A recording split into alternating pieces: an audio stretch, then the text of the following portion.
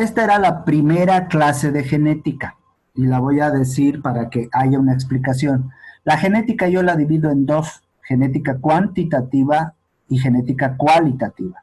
Esta es la que vamos a ver en el tercer semestre, porque es la genética mendeliana, no mendeliana. Mendeliana es lo que hemos visto, dominancia, codominancia, y no mendeliana, herencia ligada al sexo, epistasis, pleiotropía, genes letales.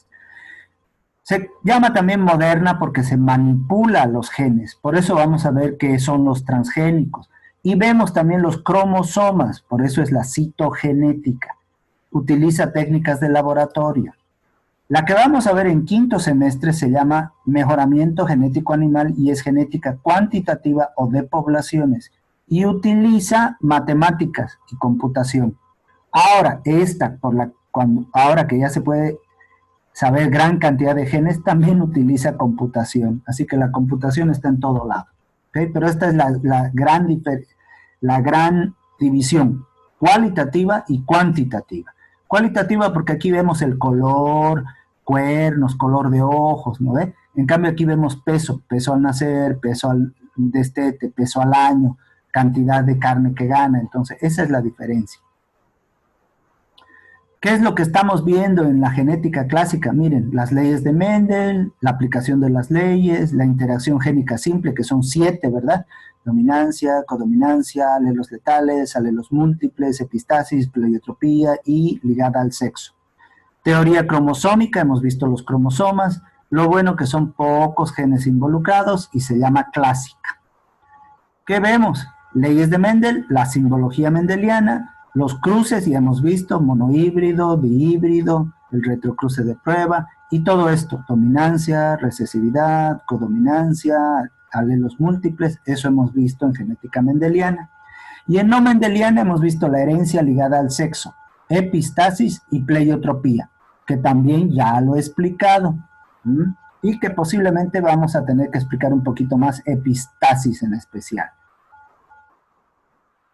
La genética moderna es la genética molecular que trabaja a nivel bioquímico. Y la citogenética, me van a hacer un práctico sobre qué es citogenética, todo eso, y hemos visto los cromosomas, los cariotipos y todo eso. Y la ingeniería genética es manipulación genética, igual transgénicos, y ahora hasta los transgénicos han pasado de moda, ahora es el CRISPR, que se edita genéticamente. En vivo se cambia una letra y deja o de funcionar o funciona de otra forma un gen. Y lo que vamos a ver, lo que nos falta ver como introducción es la genética cuantitativa, que es la distribución de genes en la población, estudia todos los animales, y esto lo vamos a ver la próxima, la subsiguiente semana. Y con eso acaba la teoría y todo el avance de genética. Cronología, yo les había dicho que íbamos a hacer, que cada uno haga una tablita de qué es. Lo más importante, ¿cuándo empieza la genética? En 1865, cuando Mendel publica sus leyes. Antes de Mendel están estos filósofos que se preguntaban de dónde venía el material, por qué un caballo siempre es un caballo y no deja de ser caballo, y por qué no se convierte en vaca, ¿verdad? Entonces hay varios pensamientos, pero la genética nace en 1865. Esto, miren, 200 años más antes sí se descubre la célula. Y de ahí se empieza a estudiar la célula, las tinciones, pero miren, viene Mendel 200 años después. Y ahí empieza la genética. Pero todavía 35 años pasan porque no había internet en ese tiempo y muchos no habían leído, y en 1900 se redescubren las leyes de Mendel. Entonces, eso quiero que me hagan, una cronología de la genética. Ahí les he puesto en inglés, hay uno, les he puesto todo, como pueden ver, que si bien está en inglés, les he puesto que pueden poner en Wikipedia, y ponen en Wikipedia eso y aparece en español. No quiero largo, sino lo más importante. Y ya lo hemos hablado, lo más importante. ¿Saben dónde está? En el texto del primer parcial. Si ahí leen ustedes las 10 primeras hojas, las 20 primeras hojas, está toda la cronología de la genética.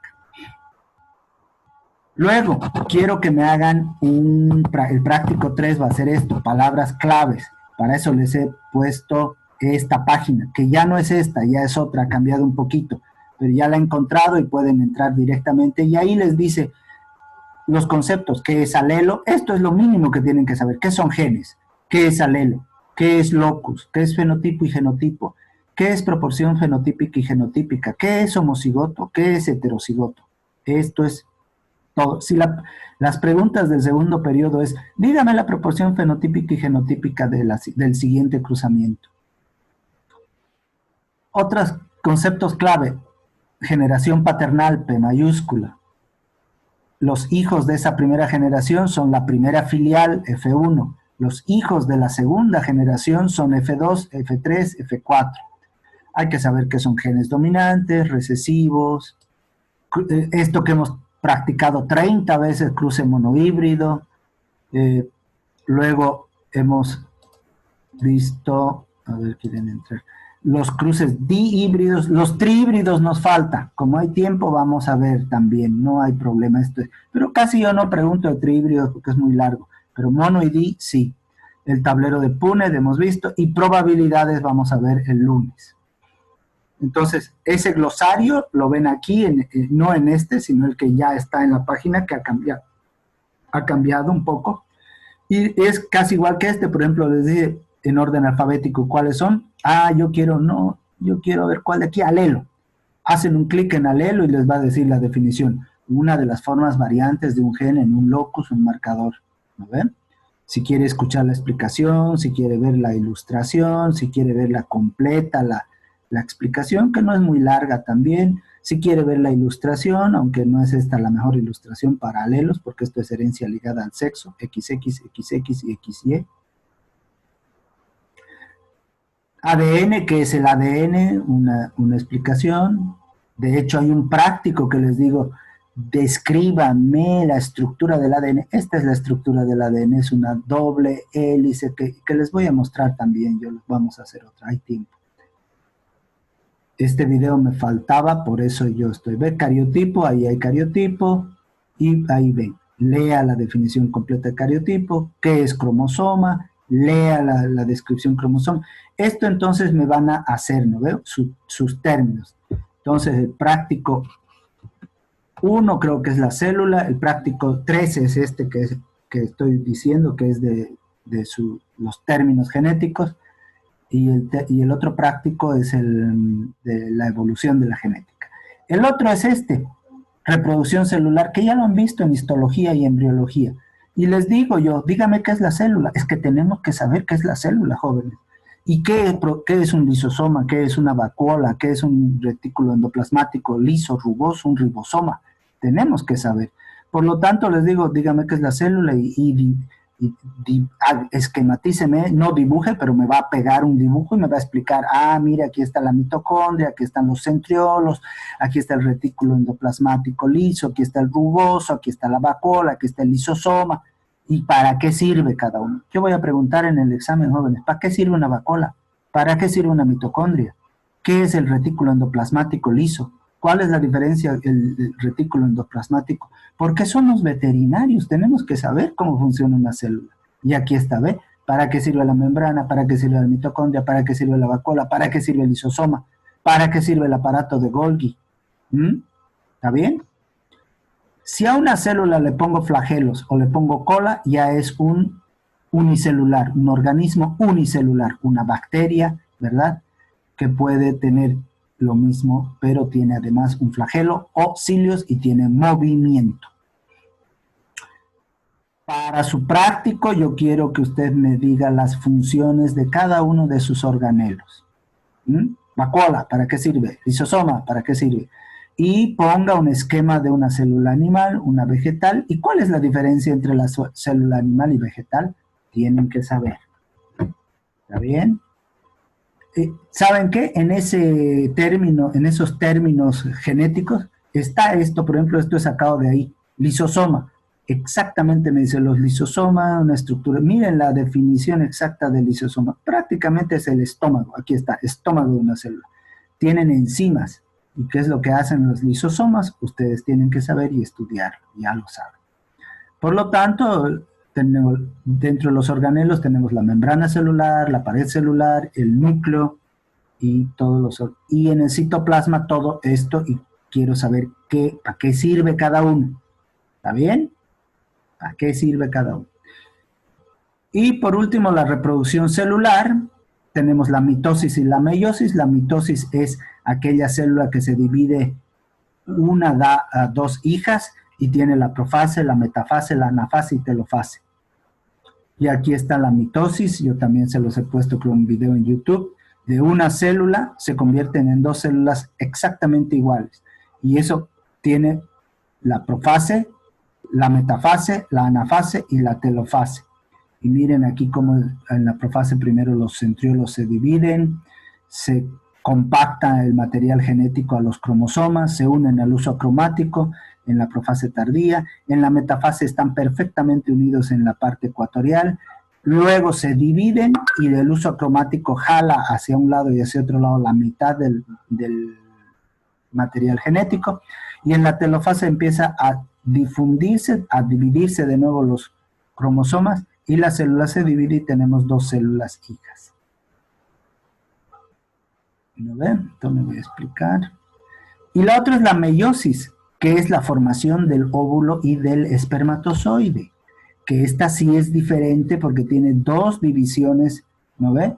Y que el proceso es para la reproducción sexual, se reduce a la mitad el número de cromosomas, y esto es lo importante, hay una recombinación de la información genética. Miren aquí, esta es la formación de un óvulo, igual es la formación de un espermatozoide.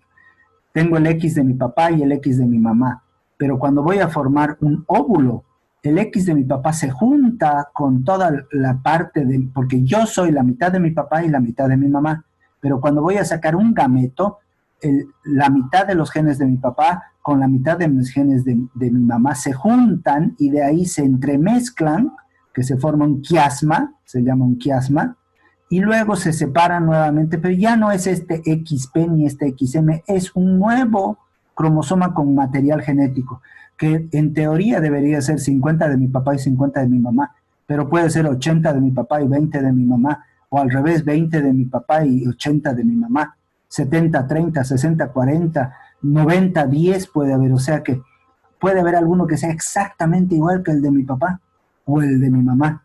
¿Se dan cuenta? Ahí es la variación, ahí entra la variación, y cada óvulo y cada espermatozoide es único. ¿Está bien? Eso es lo importante. Lo mismo en los espermatozoides. Esto lo vamos a ver. Entonces, la diferencia entre mitosis y mitosis es ecuacional, es reduccional la otra. Una división, dos divisiones. No hay sinapsis y quiasma, que es aquí donde se intercambia el material genético. 2 hijas por ciclo, 4 gametos producidos, igual contenido genético diferente. Número de cromosomas, células iguales, y aquí es la mitad. ¿Por qué? Porque aquí es una célula completa, aquí es un gameto que se tiene que unir con un óvulo o con el otro gameto para formar un individuo. Por eso es reduccional. Los productos mitóticos son capaces de efectuar otras divisiones, no se dividen más los gametos, se llevan todas las células somáticas solamente en el óvulo y en el ovario y en los testículos. Este comienza en la etapa de cigota y esta después de que el individuo madura. O sea, en el momento en que un espermatozoide entra a un óvulo se forma una célula y esa empieza la mitosis. Todo eso es mitosis. ¿Y cuándo empieza la meiosis? Cuando el individuo llega a ser maduro, cuando ya empieza la hembra a ovular y el macho a producir espermatozoides. Todo esto es embriología. Y ahí se acaba. Esta clase me faltaba, así que con esta clase hay 3 cosas que la próxima voy a mostrarles también nuevamente para que esté ahí, puedan ver qué es lo de transgénicos, pero está aquí la reproducción celular, está lo de los términos genéticos, ¿verdad? Y está lo de la evolución de la genética. El lunes voy a ver las probabilidades y también voy a mostrarles un poquito de lo que es los transgénicos. ¿Está bien? Porque ahora ya se me va a acabar el tiempo, dentro de un poquito ya se acaba el tiempo. pero me faltaba que esta clase esté grabada y la voy a colocar también en